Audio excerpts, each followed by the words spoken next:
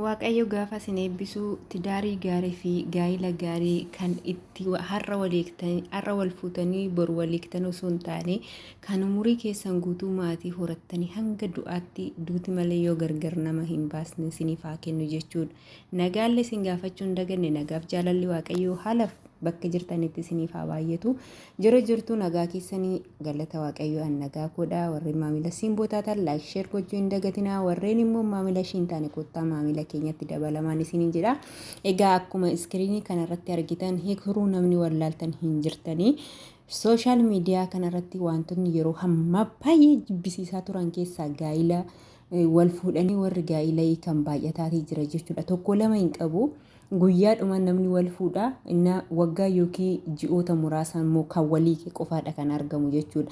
Maaliif taanaan ikruu yoo beektan ikraam nama cimtuu fi shamarree cimtuu akkuma nama kamiyyuu biyyoota arabaa hojjettee galtee jireenya gaa'ila dhuunfaa ishiitii uummattee har'a immoo erga daa'ima tokko horatanii booda immoo abbaa manaa ishiitiin gargar baatee ni kaalafa gootee jirti jechuudha. Argitaniiti jirtanii erga namni tokko bakka erga nama hin barbaanne tokkoffaa akkuma jaalalaan namatti dhufan akkuma jaalalaan bultii ijaarratan sana yoo gargar bahuu barbaadan amaluma gaarii walitti dhufan sanaan qabatanii osoo gargar namarraa bahanii baay'ee gaariidha jechuudha. Maaliif taanaan egaa carraa tokko hin taasisne edda waliigaluun hin dandeenye waliigaltee mana keessa hin jiraanne ta'e karaa nagaatiin gargar bahuu waa tokko jechuudha. Asirratti maaltu mul'ata?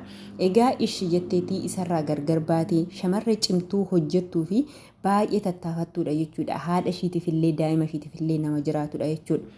Maaliif taanaan abbaan manaa ishii erga ishiirraa adda ba'ee jechoota badaa ishii bira darbee harmee ishii dhalteen jecha badaa jechaati kan jiru jechuudha. Innis eenyudha yoo jettan Biiniyaamidha jechuudha. Maaliif taanaan dhalli namaa tokko erga uumamee sammuun erga itti kennamee fageessee yaadutu barbaachisaadha. Har'a ishee fuudhe malee haadha ishee miti kan fuudhe. Haati amaatiin ofii kabaja guddaa qabdi jechuudha. Kabaja guddaadha. Namni amaatii ofii hin kabajne haadha ofiis hin kabaju jechuudha. Amaatii jechuun akka haadha ishiitii haadha ishii lammataa jechuudha. Maaliif taanaan bakka ilmoo walirraa dhalaniira. Osuma ilmoo wajjirraa dhalachuu baataniirree otoo ilmoo rirree walirraa godhachuutii baatanii edda guyyaa takka maaliif ilmoo walirraa dhaluu hin taane namni gabataa tokko irratti midhaan fuudhee nyaatiyyuu maqaa waliin busheessu miidiyaa gubbaa irratti jechuudha. Inni immoo jechoota badaa fi jechoota akka malee hadhaawwan jechoota ajaawaa kana kan baasatee jiru yuutuubii isaa irratti jechuudha. Sa'aatii 2 dhiirri sa'aatii 2 waa'ee shamaraa taa'ee haasa'u kuni dhiira jedhama baay'ee asxanyaafi ነገር ነው። ለምን መሰላችሁ? ህይወታችሁ ውስጥ ስትገቡ በፍቅር ነው አይደለም የተጋባችሁ ስትሄዱም በፍቅር መለያየት ጥሩ ነው። ለምን መሰላችሁ? ትላንትና በፍቅር ነው የተጋባችሁ ልጅ ወልዳችሁ ዛሬ ደግሞ እግዚአብሔር አላለም አልተግባባችሁም በመልካም መንገድ እንትን ማለት ነው። በቃ ከተለያዩ በኋላ እንደ እህትና እንደ ወንድም መሆን ይቻላል ጭንቅላት ካለ ማለት ነው። ይሄ ደግሞ እንደዛ ሳይሆን ከሳ በታች እሷ አልፎት ማለት ነው እናቷ እየሰደባት ነው 2 ሰዓት ሚዲያ ላይ ቁጭ ብሎ እንደዚህ አረገች እሷ እንደዚህ ነው ማለት ምን የልጅክ እናት ናት እኮ የልጅክ እናት ናት። በጣም አስጠያፊ ነገር ነው። ለምንድን ነው እንደዚህ የሚሆነው? ወንዶች አንዳንድ ጊዜ መጥፎ ባህር ያላችሁ ወንዶች ማለት ነው ለምንድን ነው ጭንቅላታችን ማልሰራ ብላችሁ ቁጭ ብላችሁ አስቡ። እቺ እህታችን በጣም ጠንካራና ታታሪ ናት። ሴት ልጅ ደግሞ ታታሪ ስትሆን ባልዮ ለምን እንደዚህ ይሆናል? ተፋቀራችሁ ታገባ በቃ ወልፉተኒቲ ጅርተኒ ኢሳንሞ ኢሰ ቢረ ደርቢተኒ ዳኢማ አርገተኒቲ ጅርተኒ ዳኢማ ኬሰን ሰናፍ ያዳ ጀቹን ኢክሩ ይሮ አማ ከነ በቃ ጋፈካን ኢምቦቺ ጋፈካን መርዚ ዱግዲ አማ ጭራሹማ በከ ጫካ ከነ ከ አርጊተኒ ጅርተን አሃቲ ኩኒስኒ መረርቱ ኡፊ ኬሰኒ አከ በርባደንታ ገሩ haati umnan qabne kun yeroo ishee duuka kaatte lubbuu ishee obboleessiti jettee ishee duuka kaattu baay'ee tokko namatti dhaga'ama jechuudha. Kan kana caala nama jibbisiisu hin jiru. Maaliif taanaan gaafa waa tokko goonu ikruu soo taate waa barbaade yaa jedhu.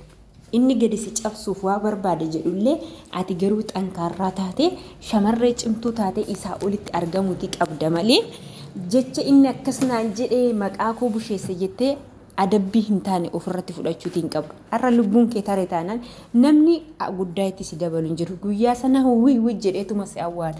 Isaan booda guyyaa lammataa torbeeyyuu namni maqaa kee dha'uyyuu hin jiru jechuudha. Kana beektee immoo daa'ima keetiif jiraachuu qabda. Hangam barbaadde abbaan barbaadde waan barbaadde jedhu.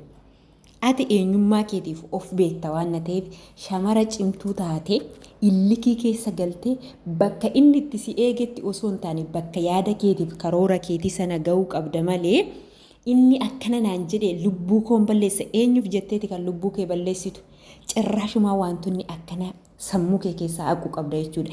Ishiis ta'e namoonni ishee fakkaatan gaafa gaa'ila raawwattanii gaa'illi keessan sun isin jalaaf fashalaa'ee namni sun gaafa miidiyaa irratti jechoota hin taane isin arrabse isin jecha sana osoo hin taane gochaa keessaniin agarsiistanii eenyummaa keessan sana maalummaa keessan sana itti agarsiistanii kara fuulduraatti jijjiirra of jijjiiruu yaaddu malee lubbuu keessan obbaasuuf cirraashumaa hin eeyyamina. Eenyuuf jettaniiti kan lubbuu keessan baastan. Kanaafuu ikururraa waa tokko baradhaa warreen ishee fakkaatan namni gaa'ila wal fuudhaa hin diiga jechuudha. Kanaaf yeroo ammaa kana baay'ateeti jira waan ta'eefu kanaaf yoo gaa'ilarree hiiktan karaa nagaatiin walitti dhuftanii karaa nagaatiin waliiktanii akka obboleessaa fi obboleetitti wal ilaaltanii wajjin jiraachuu ni dandeessu. Kun immoo kan ta'uu qabu yoo sammuu keessanii fageessitanii bal'istanii yaaddanidhaan isiniin jedha. Viidiyoo kana yoo jaallattan laayik sheer gochuu hin dagatinaa. Warreen immoo nan jaallanne koomentii naa barreessaa. Kanaafuu viidiyoon kun har'aa sumarratti raawwata. Galatooma.